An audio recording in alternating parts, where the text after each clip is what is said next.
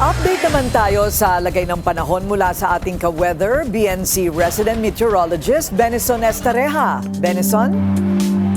Kurina, nakapasok na ng Philippine Area of Responsibility ang low pressure area dito po sa silangan ng bansa kaninang umaga.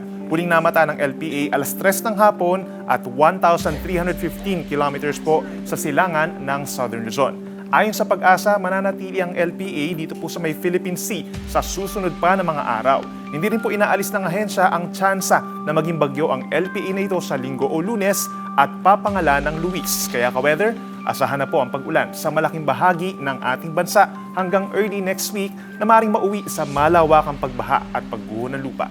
Sa weather forecast ng Pag-asa sa Luzon, ngayong Sabado o unang araw ng Agosto, umaga pa lamang may aasahan ng may hinang ulan dito po sa may Kabikulan, gayon din sa Mindoro Provinces, Marinduque at Romblon dahil po yan sa buntot o trough ng LPA. Simula naman hapon, dadalas pa ang ulan sa may Bicol at Mimaropa habang nagiging maulap at maulan na sa natitirang bahagi po ng Luzon, kabilang ang Metro Manila. Pagsapit ng linggo, uulan muli sa umaga sa may Kabikulan habang bahagyang maaraw pa for the rest of Luzon. Pagdating ng hapon hanggang gabi ng linggo, magiging maulan na po sa malaking bahagi ng Luzon dahil pa rin sa LPA. Kaya ka-weather, huwag kalimutan ang inyong payong sa linggo at umiwas sa mga flood-prone at landslide-prone areas.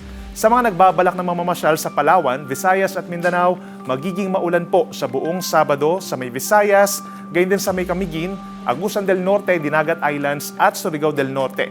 Habang magsisimula naman ang kalat-kalat na ulan sa hapon sa may Zamboanga del Norte, Northern Mindanao at natitirang bahagi po ng Caraga Region dahil po yan sa trough o buntot ng low pressure area.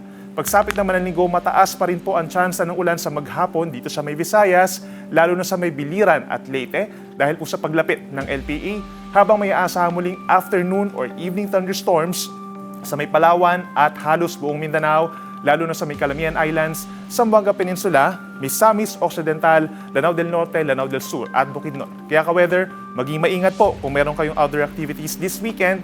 At kung sakaling tumaas ang baha sa inyong lugar, sumunod na lamang po sa inyong lokal na pamahalaan para iwas sakuna. At yan muna napapanong balita ngayong Biyernes. Ako po inyong ka-weather Benison Estareja na nagsasabing ang swerte darating sa tamang panahon. Manatiling nakatutok sa Bilyonaryo News Channel. Sumubaybay sa aming social media accounts at mag-subscribe sa aming YouTube channel para sa mga bago at eksklusibong balita.